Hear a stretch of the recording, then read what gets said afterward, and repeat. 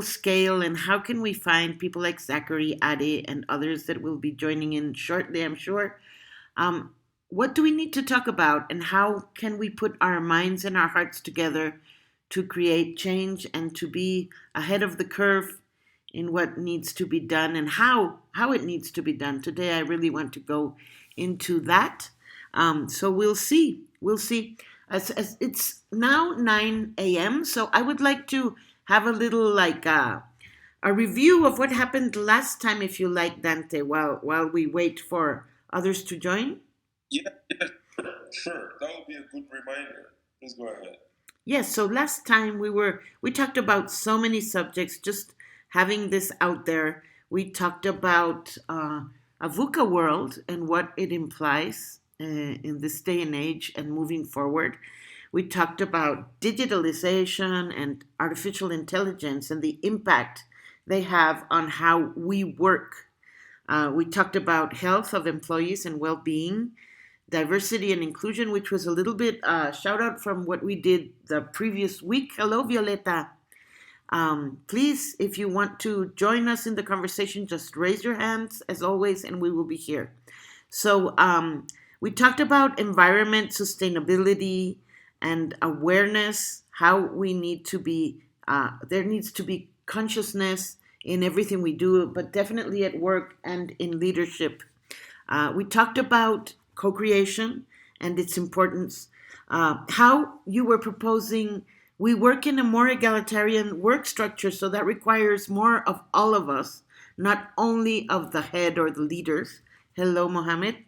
And the complex problem solving, you were talking about understanding your contribution to humanity and how you need to have skills for complex problem solving and even for co creation and for going beyond collaboration into what is needed, applied analytical thinking, problem solving skills, and what we used to call soft skills that are now front and center stage, communication and how we go beyond financial capital to understand social capital, emotional intelligence, social or group intelligence, um, and the reasoning and reflectiveness that we need from people, and that maybe is not a part of a full workday. There is not space left for reflectiveness. So we were talking about its role in awareness. And also, you talked brilliantly about creativity and innovation and motivation. And then we had Hannah. We hope she joins today. But Hannah was, as a PR manager, she was talking about how we expand the circle of strategic relationships around us and how we build those relationships.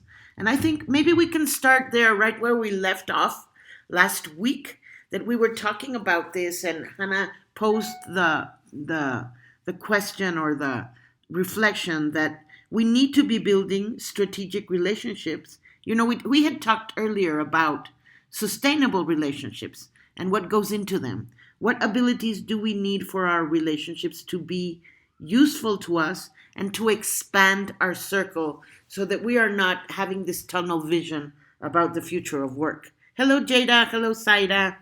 Glad to have you here. You can join at any time. Just raise your hand. For now, if you can give us an emoji that we know you're listening, we would love that. Please feel free. Hello, Jada. Thank you. Thank you so much. So wherever you are joining us today, good morning from Mexico and good afternoon from Mali with my colleague Mahamud Dante. I'll tell you very briefly about myself. I am a consultant. I work out of Mexico globally, and I love to do anything having to do with organizational transformation, human skills for the future of work. I am a human element practitioner, and this is mostly the perspective we bring to this conversation, but we are open to listen to all of you. If you want to join us here with your audio at any time, just raise your hand. So Dante, tell us a little bit about yourself so people can meet you. And please, we are following most of you as you join us here. So welcome. We are doing in some form or other these sessions every Wednesday. So you are welcome to follow us and find out about next sessions. So today is part two of a conversation we started last week. So, Dante, over to you so you can introduce yourself a little bit. Thank you very much, Monica. It's always such a pleasure to be, having this event with you, these sessions. My name is Mahamoud Dante. Please call me, Mahamoud or call me Dante, whichever seems easy for you to say. And I'm Malian. I was born and raised in Mali here, and I went to Japan to start living in Japan in 2012 and stayed there for 10 years. And just this May, I started to move back to Mali, Republic of Mali in West Africa here. And, it's always good to say, introduce yourself. I have something about this that I would, also mention later, which is about introducing yourself. But right now, I work on multiple projects. In Beacon. Beacon is the IP owner of the Human Element technology. I work there as the leader of the global expansion of the Human Element technology. And in that work, it takes me to meet so many people around the world with so many different cultures, so many different backgrounds, and so many different expectations. I think for the last 8 years, that has been one of the fields where I have learned the most. I've learned in classrooms, I've learned in workshops, but that direct contact, in 10 days, I will be traveling into 3 countries, meeting people, with different age, different background, obviously different countries, and finding this being part of my daily life for the past 5 years since I've been, working as a for the expansion of that program. I think I've learned tremendous value when it comes to human relationship and of course how to help people be in a better place.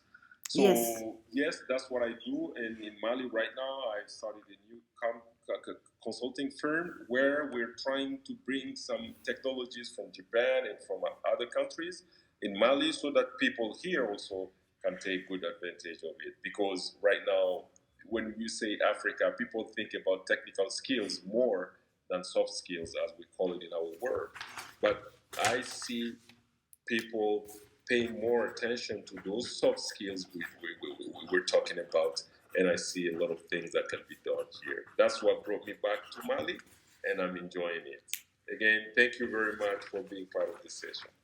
And you are definitely, my friend, embodying that idea of thinking globally and acting locally.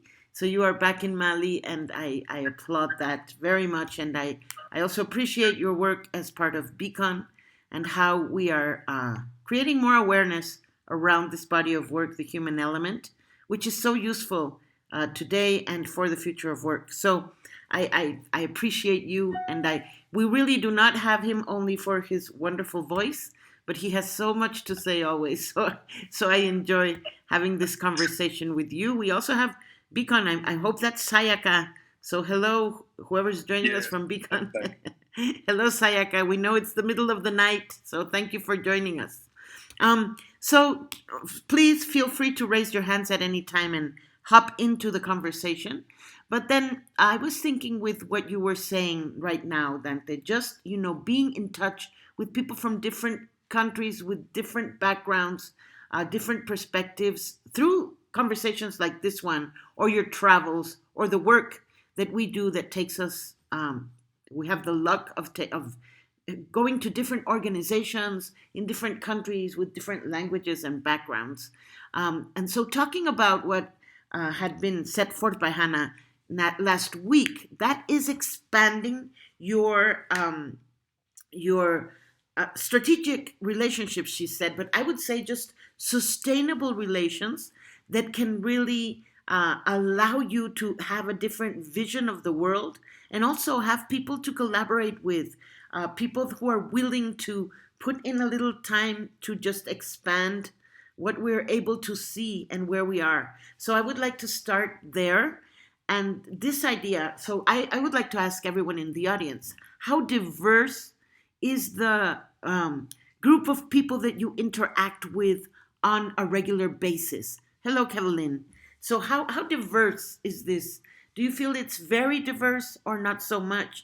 And if you are in an environment where the people you interact with are not diverse because of the nature of your work, then find ways to connect with diversity, to include more people, expand your contacts, expand your conversations to more people with different perspectives.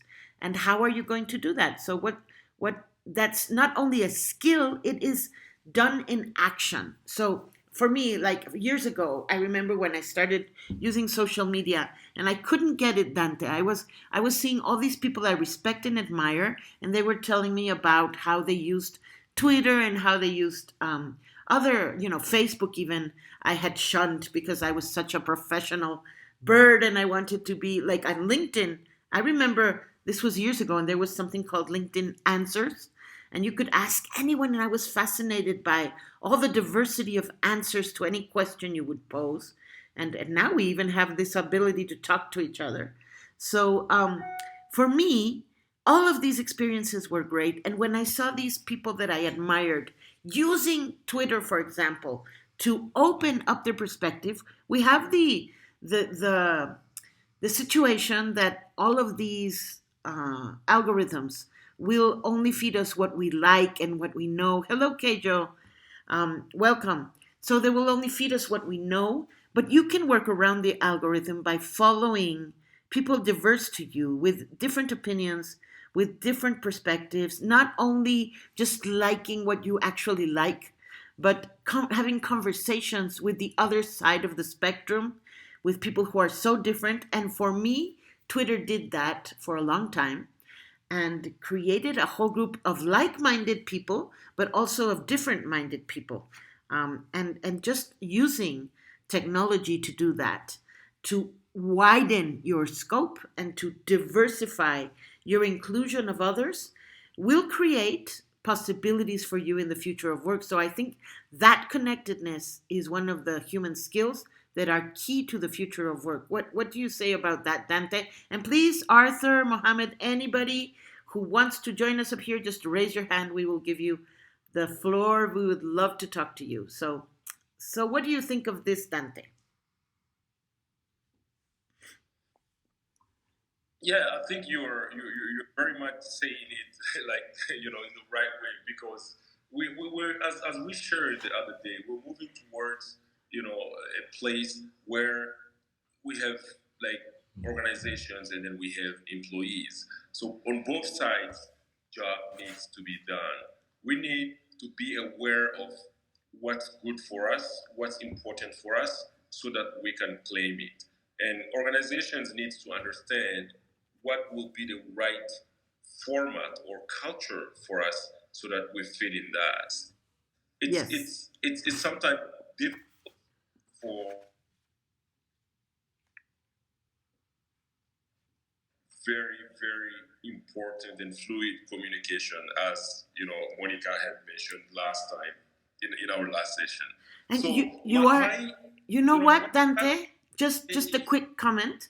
For me, this that you are saying is so important. So when we have people within organizations, how do we make this easier or harder? No, how do we create a workspace that has enough time for reflection, enough opportunities for diverse communication?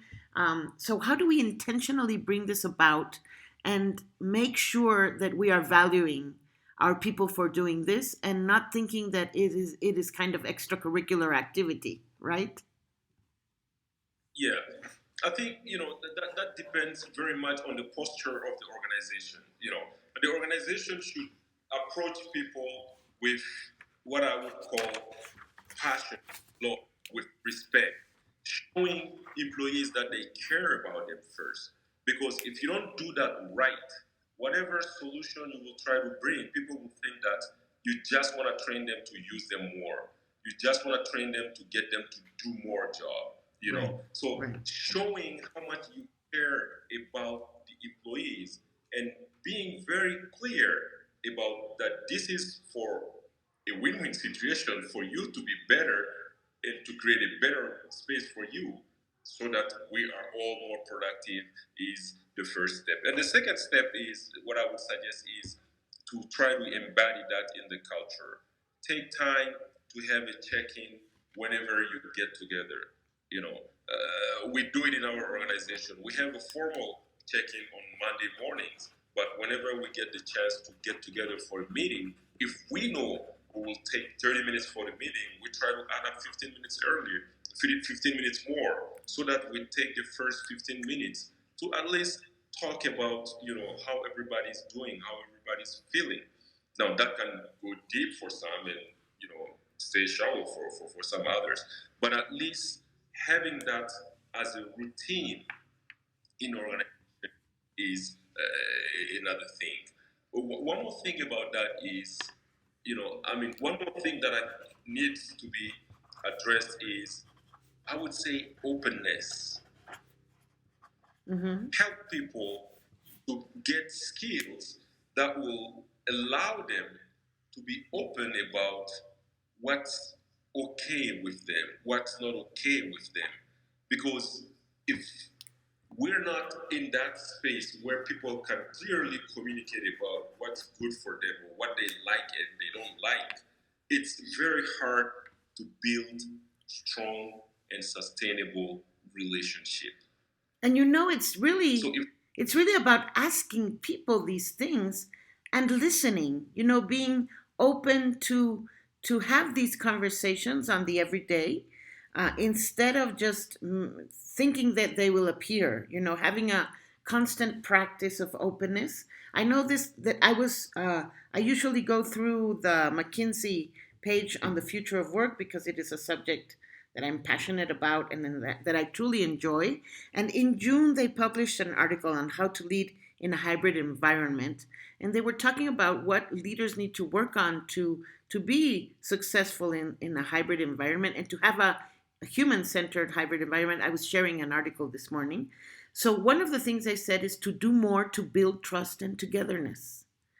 And not to micromanage because you think you have to control people that are not physically there, but how they talk about really, this openness that you are setting forth here and that we work with in the human element, which is that I am able to say what I think and do and feel, and I'm open to feedback, to conversation. So they suggest things like you are saying, starting every morning or every meeting with a check-in with uh, periodic events where we can talk about anything.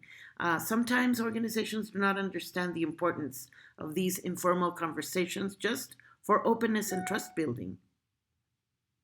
Definitely. And as you mentioned, in order to avoid people thinking that they're being micromanaged, that's why it's very important to have that first layer, or call it cushion if you want, that is about showing how honest the organization is in terms of doing this for the better of everybody.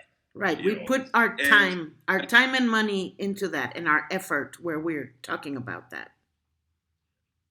and having conversation is good, but are there meaningful conversation? Mm-hmm. Mm-hmm. Are people really talking on the surface only, or they're trying to know each other? They're trying to have that meaningful conversation. I remember, I was on a project and I had to be on that project for 6 months with a consultant. There were three of us. And there was one of the consultants, whenever we are together, we start to talk. He doesn't talk much. And he say very less, but he's just around. And I was very curious about why he's not talking much, and we're talking all the time. I think he can write a book about us, but we don't know much about him. And sometimes it gets you know.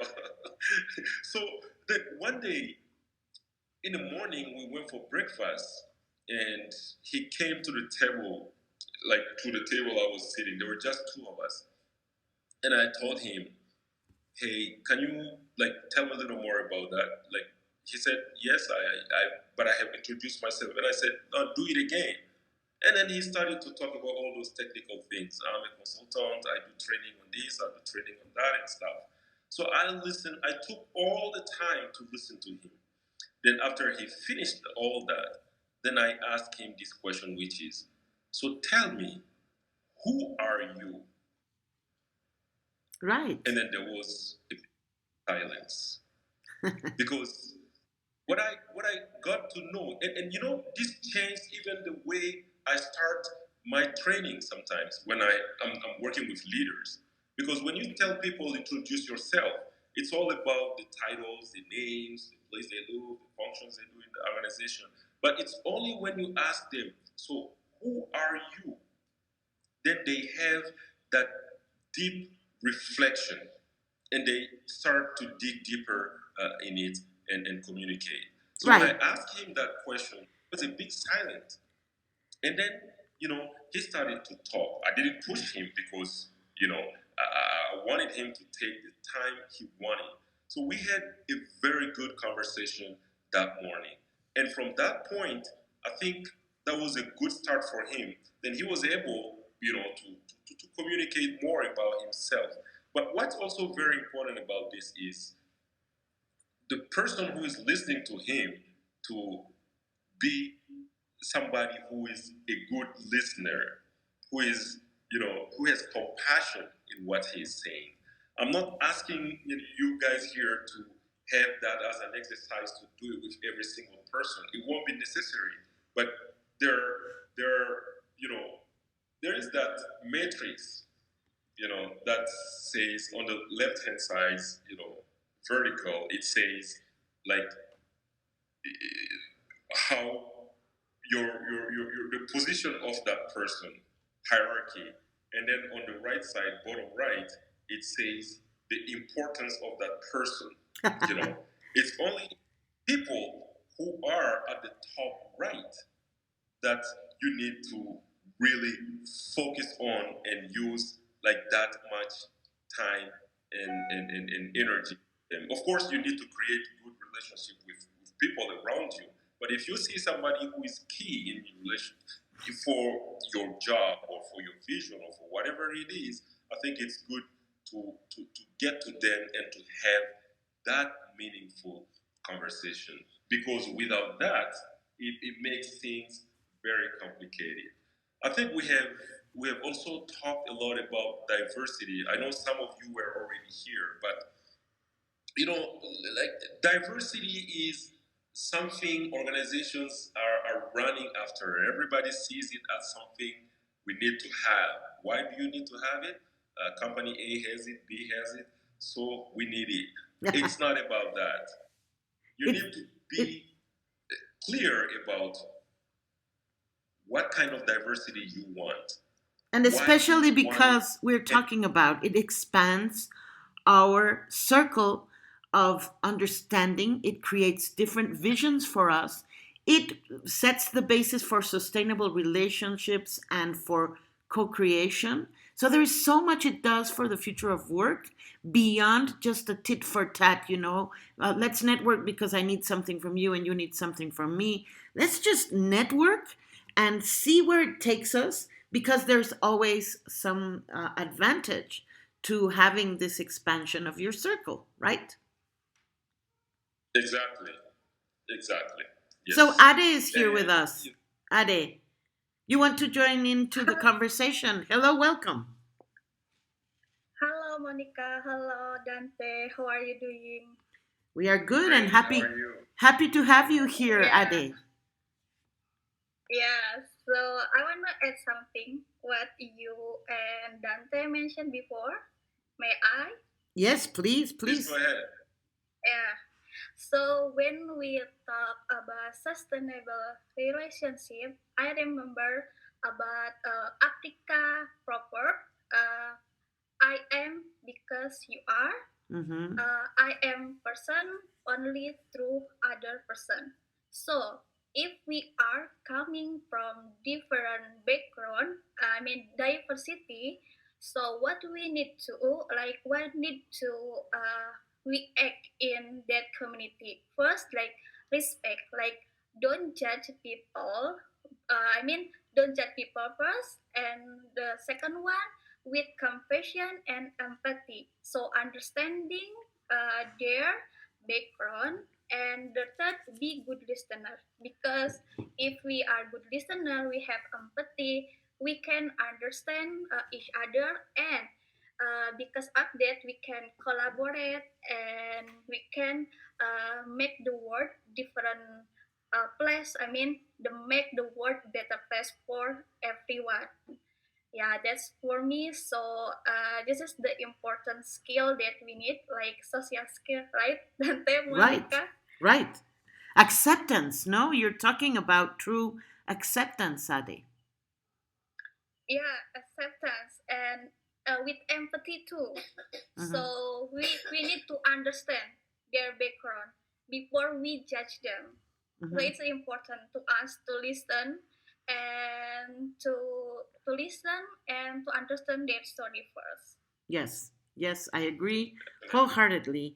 And there is no acceptance without true openness between us, not only to speak, but also to listen and to connect with other people that we might be able to impact with our work, or to collaborate with, or to just spark an understanding that will widen our perspective. Yeah, like we can make ordinary things become extraordinary things if we are united. Yeah, Yes, that's for me. yes, Thank, definitely. thank you. And the And future, I really yes, this African perspective, the Ubuntu I ye- am. yes, Yeah, Ubuntu. I use it for leadership programs as well, and it really changes people's perspective because it, it, it's all about understanding that we are calling all these things teams or organizations because people get together. Mhm. And as we mentioned, in the future, we're moving towards a place where people would want to be working individually. So less human contact. You know that if you like chocolate, the longer you don't have chocolate, when you get it, the more you want to eat. So people will be like that.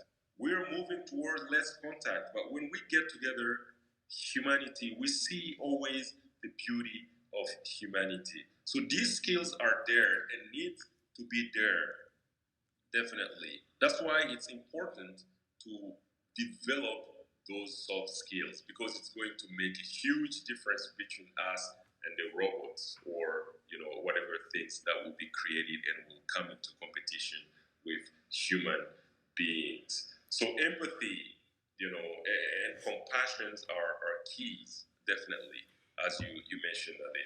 And these are things that we don't just sit and think about it and have it. We need to develop them. As I shared last time, it's like creativity. We're not born with it. Some people, might have practiced it a lot when they were young, or because of some type of experiences. But these are skills that we can all develop, and we need to develop these skills because let's think about the case of somebody who is working, alone, a freelancer, not in his city, living in a different city. All the person has get jobs on the internet, less human interaction. Mhm. That can be very much frustrating. And the chance that person will have to interact with other people, it needs to be effective for them. It needs to be something they can enjoy. And it's hard to do that frequently if you don't develop that self awareness. Yeah, And and this moment where I would say, Dante, that you even, sorry, go ahead. no, go ahead. I would say that even in that respect, when we need to do remote work, or for now that we're creating hybrid workspaces, so technology can connect us like it is doing now. Either can jump up here, we can talk, we can have a lot of things that connect us. And we find a way. If our intention is to connect, if it is an intention we are acting on, we will find a way. So, with the human element, we've been doing more and more in-person work this year because people are, they're wanting to connect in person.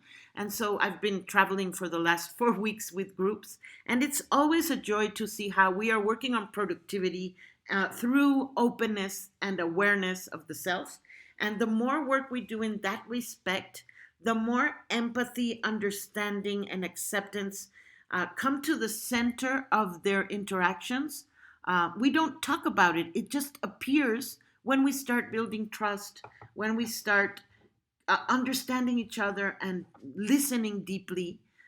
You teach those skills, those human skills, how to listen better, how to understand others and understand yourself through, in our case, through a series of structured exercises. And then what you see appear is empathy, it's collaboration, it's intention to be closer every single time, because it is in our nature to be together. And the more we understand that, the more we can do it, regardless of whether we are in the same room or we are not in the same room. Of course, we want to be there, but even, that article I was talking about a while ago, they talk about this. What are you doing to build more trust and togetherness? Definitely, definitely. Trust remains, the foundation of relationships, and it really makes things easier for us. And understand that, right now we're like in a big box, the box being our organizations. So we even work really hard to avoid that we have silos, between departments or between teams, because we want that cross, communication, interaction between organizations. But the way we're moving towards, moving to the future, I see us still in the box, but with compartments in the box, and I'm going to leave my compartment to come to you with that very limited time. It becomes effective if I trust you and you trust me. Very much. Our time is well used when we trust each other. Exactly. So, just to back up what you just said, trust remains the base, the foundation, and we definitely need that. And when we talk about trust, we people will think about many other things. But in this context, when I'm talking about trust, what I'm talking about is me standing for what's true for me, Mm-hmm. my value. Well, I'd like to say, Dante, in the article I found four things that are really consistent with this. So I will give them to you in a minute when you finish your idea. Yes. So I would like for to stand for something that's valuable for me, and then I would I need to be able to openly share that with people. Mm-hmm. If I'm not able to do that, I'm making my job very difficult. I'm not letting or giving the chance to people around me to know me so that they can treat me better. Right. Monica, I'll let you go if I go forward. So listen, because I've been thinking so much about how we've been doing this work for many years, but it's kind of coming of age. It's so important now. I'm talking about this article that was published by McKinsey, How to Lead in a Hybrid Environment. I'll share it on my my LinkedIn in a little while. But one of the things they say is, what can you do as a leader to build more trust and togetherness? Because trust and togetherness will support innovation and creativity, like you were saying last week, Dante. So they recognize four ways to do this. The first one is reliability. So people can count on you to make your commitments. So sticking to what you say, being consistent between what you say and what you do, being on time, being accountable to each other for what you are going to get done together is number one, reliability. And then Acceptance, which Ade was talking to us about a minute ago. I accept who you are and I respect your perspective. So, deliberately inviting participants to speak up, like we're doing here, please raise your hand and just jump up here, like Ade. Any of you can join the conversation or can listen, whichever way you want to participate, but having options for participation and feeling accepted in the organization or in the group, especially if you are a diverse group, as we have been talking. Openness, which you were talking about right now, Dante, which is sharing what I think, I do, and I feel, and being open to feedback, like the examples you have been giving, and authenticity. So, walking my talk, being myself, like you were saying, and the best way of doing that is us understanding ourselves and each other through knowing who we are, right? I think that is a crucial human skill. You just came with the right word, authenticity. And what's very funny is I'm going to tell you something very funny that maybe some of you have already done. You know, when you have, your daily life, you behave a specific way, you have a pattern in your life, and suddenly you get that note and you need to go for a health check next week. Mm-hmm. What do we do? Oh, let me try to eat less. Let's eat right and go to the gym. And we do that to be in a little better shape, and in the hope that we go there and fake the doctor or bluff the doctor so that we get better results. But the true us, we don't continue that behavior. Yeah. That's very funny for me. And that's what many people do when they are getting into groups. They want people to respect them. They want people to treat them better, but they are not ready to show fully who they really are. They're not open about how they want to be treated. Mm-hmm. They're not very clear about for what values they stand for. And I think this is a combination of what helps us to be open and to build sustainable and strong relationship. Because as I said, we're going in the same box, but there are compartments. And if I'm leaving my compartment to go see you for a little bit of time, I want it to be effective. So you and I need to be skilled enough to be open and to be flexible to have that conversation. Definitely, and I think they're all connected, right? As always, Dante, we know that accountability, openness, and productivity, and all of these things come together now and in the future of work more and more. But I believe that there is a tragedy here that we crave acceptance so much as human beings, as people, as collaborators, as anything. We crave acceptance, but then we are not authentic and open. So whatever acceptance we do get, it does not go to the root of of togetherness. So the more open we are, the more we create the possibility for people to accept us, for me to find like-minded individuals, or for me to find people who, even if they're critical of me, at least understand me, and I can have empathy for that perspective. So it all comes together in this way. So I would like to ask the audience as well, if you are enjoying this, give us a little emoji so we know that you are listening. And also, just if you want to step up here, we would love to hear what human skills you believe you need to be working on the next few years. So for me, this expansiveness of connecting, even, many times I had thought in my life that I only like really deep relationships, really one-on-one relationships, or I had this perspective of they had to be in a certain way.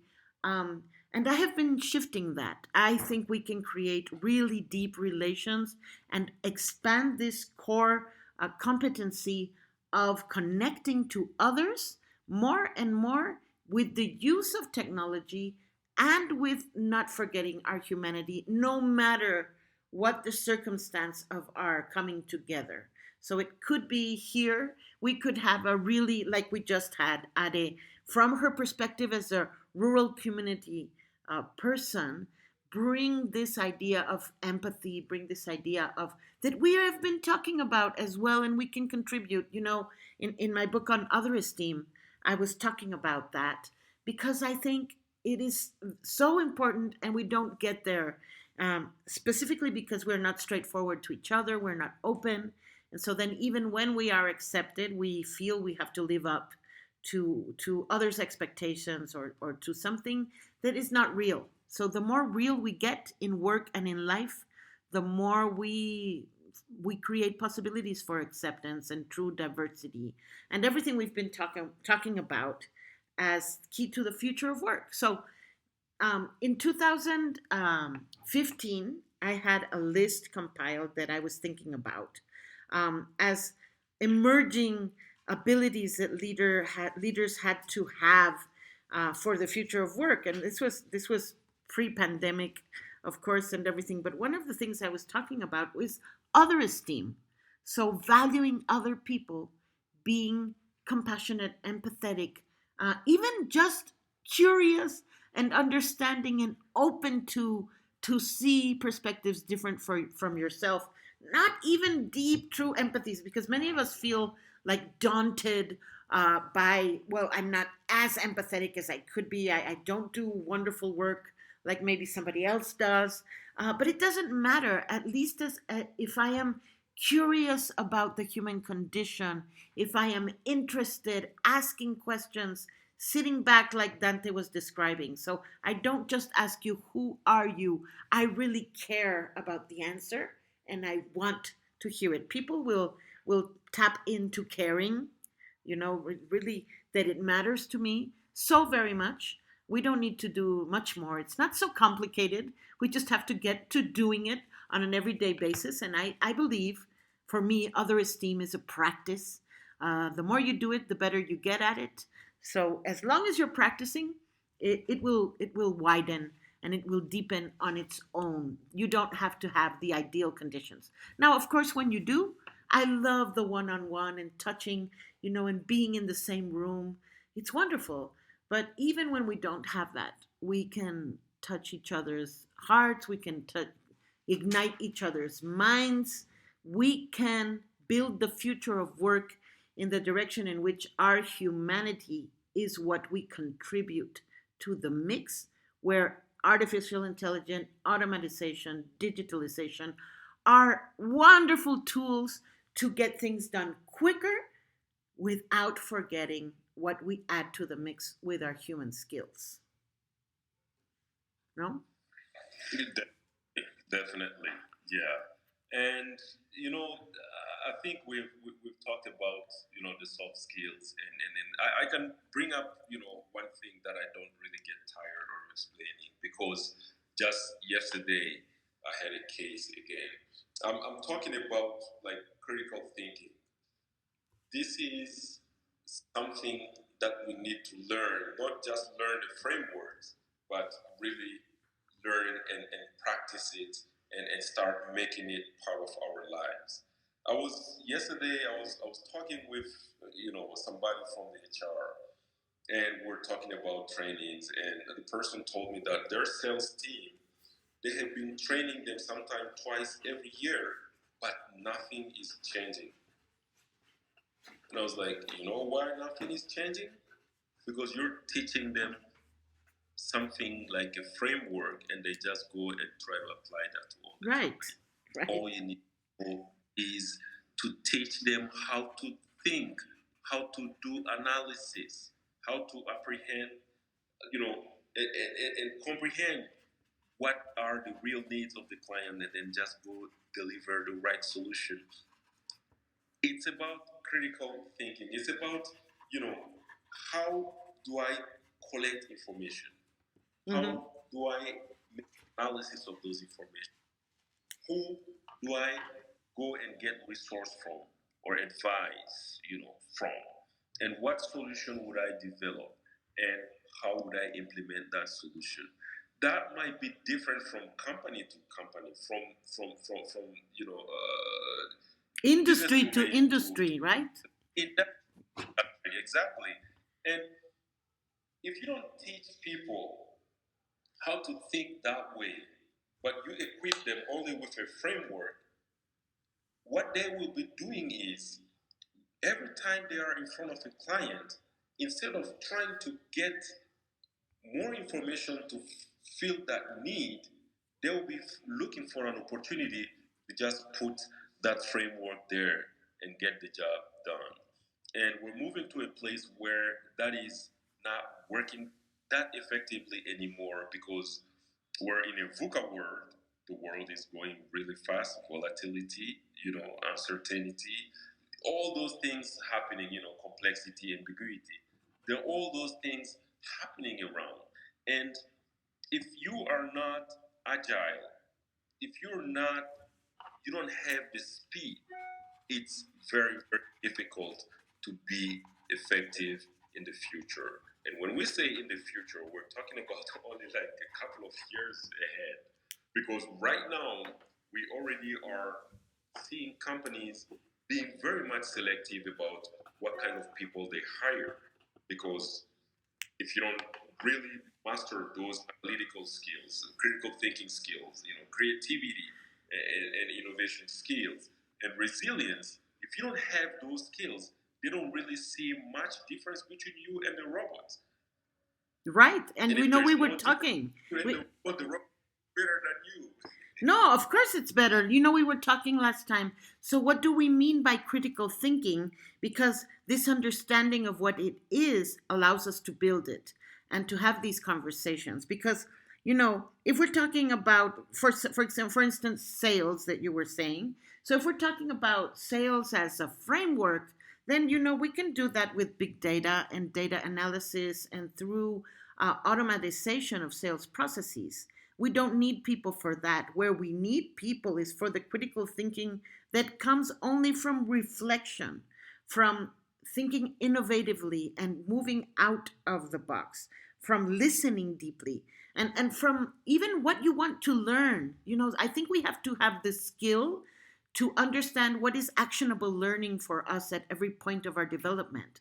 So, what is actionable learning for me today? What do I need in my toolbox to operate tomorrow, to use it now? So not just learning for the sake of it, like we were saying last time, not just innovation for the sake of it, not just diverse thinking, but innovation and creativity. And also learning has to be driven by the person because we have this need to understand more and find actionable learning. So I think part of the critical thinking is knowing what we don't know and what we need to find ways to know. And in the business perspective, opportunity seeking. So how do we use our critical thinking to find opportunities to contribute to the world? So these aspects of critical thinking are only added to the mix by humans, can really create a difference and are a strong contribution. As human beings, we like to contribute. I'm sure Ade can tell us about how she feels contributing to the communities she works with. And maybe many of you, please raise your hands if you want to come up here. We would love to hear your perspective. But I think those are valuable uses of critical thinking. Many times, even critical thinking we teach as a framework, instead of opening the space for it to emerge from people. Exactly. That's what it does. And again, if anyone, we have about 10 minutes to go. If you have any questions or any opinion or thought you would like to share, feel free to raise your hand and we'll bring you up so that you take a minute or two to share with us. And another point that I would like to make here is about resilience. Resilience will be needed. It's needed already here, but it will be needed even more in the future because we're going in. The world is moving really fast. The speed of the technology is really fast, And because of that, it has a lot of impact on our daily lives. You know, it has impact on the products we use. It has impact on what we eat. It has impact on what we play with. So it's everywhere. And I still see a couple of people around me complaining that why is the world moving this way? Why is that much technology here? I used to be one of them. Why that much technology, screen, the kids and stuff? I cannot control that.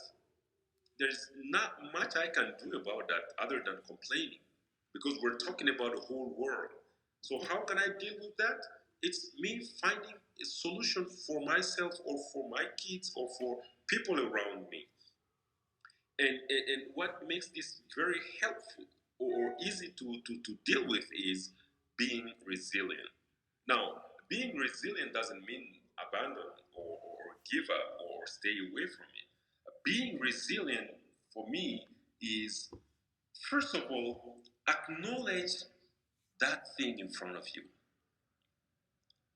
understand that thing in front of you, and then from that point, decide whether you're going to go on board or you're going to make different choice and why you're going to make those choices and how are you going to stay away from it or you know there will always be means for you to find your own way.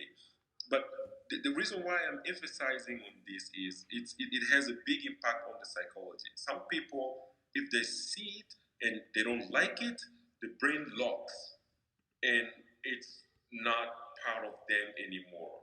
And that can only brings us stress because as Oprah Winfrey once in her speech said, you know, what happens in this world, we have control over less than 90% of it.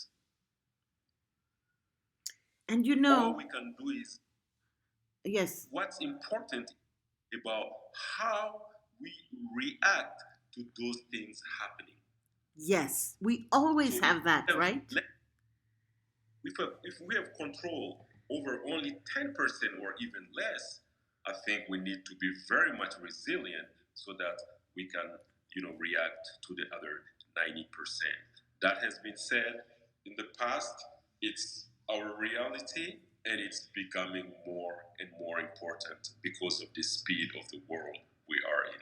Sorry, Monica, go ahead. Yes, you know how we teach in the human element, we teach the spectrum of choice and how you always have your own reactions, your own thinking, your own feeling, and how you well, resilience, how you bounce back from things that throw you down is, well, it's the more you work on it, the better you get as well. So I think resiliency is working beyond shame, for example, that has been such a big part of many cultures in our world, working beyond shame and having personal tools and skills to move beyond shame, to use to transform it into responsibility and responsible action, and also to reinterpret vulnerability. I think is key to resilience. So when we talk about the wider resilience, we have smaller human skills like bouncing back, like understanding vulnerability as a trait of courage, and moving beyond shame for me and helping others to move beyond shame. Not perpetuating the cycle of shaming others and shaming myself, so that we can be more resilient. So these are things that we teach, but also just things that we have on hand as humans. So with a few minutes to go, please, are there anything you would like to join here? And anyone else that wants to speak, we have Saida coming in. So please feel free. Yeah. Yeah, Monica and Dante, I do agree with you. Like being resilient is doesn't mean being weakness. I mean, sometimes we need to asking for help from the supporting system that we get. So, if you asking help, it doesn't mean you are weakness, but it show you are the strength, right? I mean, the strengthness of you because you often the vulnerability that you have to others, and the result like being resilient, and you get a hope, so you can like, how I can say, you have hope, and you can stand and fight what you dreaming, how I can say, yeah, I mean, Yes, it's I okay to see. asking help, yeah. Hope, hope. How do we build hope? And what human skills do we need to have in place so that hope is a byproduct of that resilience, of Yeah, that? yeah, Yes. Nice, yeah. Ade. Can we take a minute before we give Syra a chance? I'd like to ask you, Ade, just tell us a bit of who you are.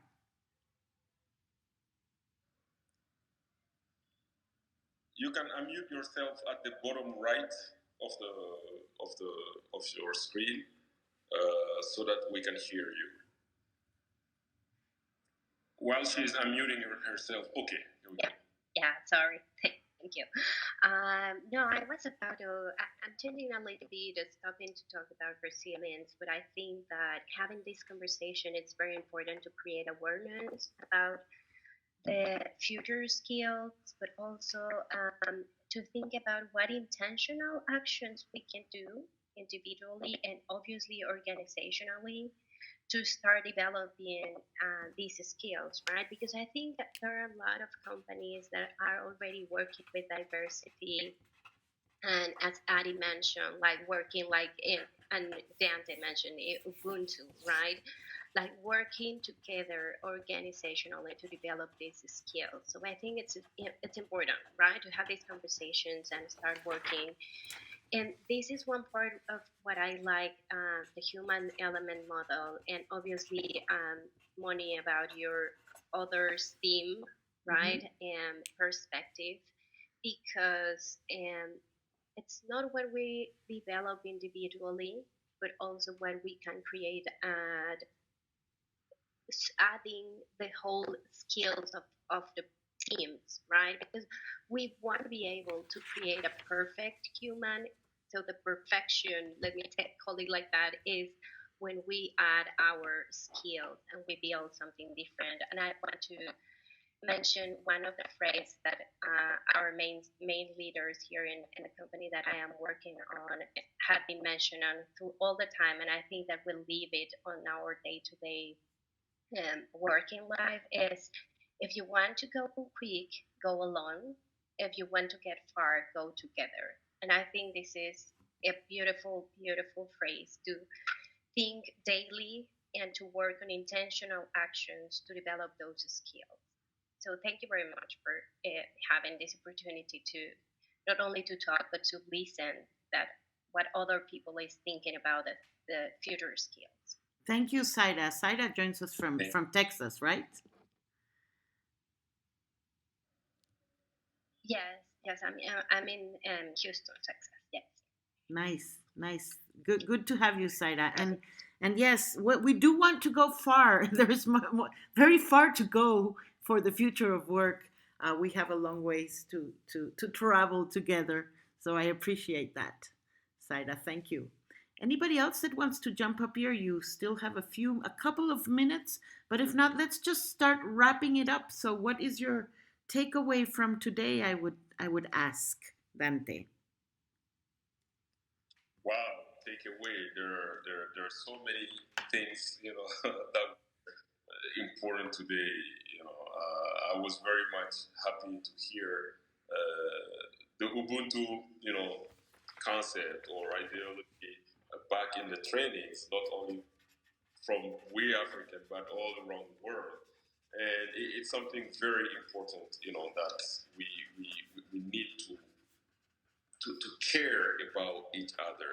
It's only from there that a true relationship can be built. And it's also about me being curious about what's important in the future and making a list of things I need to learn and learn those things. And many of those things have been shared today, which are complex problem solving skills that are needed. Reasoning, reflectiveness, innovations, critical thinking. There are so many things out there. these are also important because we're moving into a place where organizations are asking for diversity. And being in a community of diversity is very important, but it also requires some skills. I know the time is running out, but I'm going to share something for myself. When I went to Japan, and for the first 2 years for me, it was pretty difficult because the culture was very different, and it was always a comparison for me. How much is this? It's that much yen. Why are things so expensive here? Why are you behaving like this? Japan is such a country. It was all about Japan, Japan, Japanese, Japan, Japan, Japanese. Until I got the chance to meet somebody who completely changed my perspective, who told me that, Dante, the way you're behaving is very difficult for you to get things done here because you're not accepting the Japanese culture. I'm not asking you to leave your value ahead or leave your culture and anything. All I'm asking you is you need at least to look at it from different perspective and not from your culture's perspective. And I said, what are you talking about? He said, look at the culture as a shoe, I would say. In order for you to put on a new shoes, you need to take off your old one, at least to try it, even if you're going to wear your old one. And from that point, it was easy for me to look at things from different perspectives.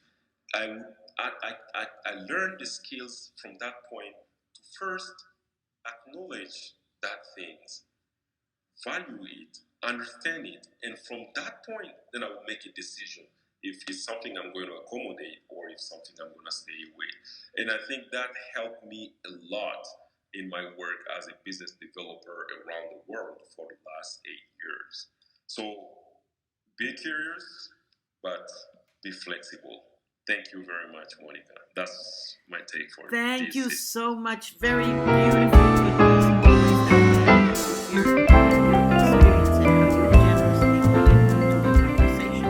So we are at an end today, my friends. I thank everyone here, whether you are listening in, of course, Ari and Saira for their perspective. And we will be definitely meeting next week. So just follow us if you can. We will be letting you know on our LinkedIn profiles what the next subject is and how we will do it. But we will meet you next Wednesday for sure. Thank you on my side from Mexico, Monica Diaz and Mahamud Dante from Mali, Ade Damayanti and Saira Carvajal today. Muchas gracias, Monica. Gracias, Ade.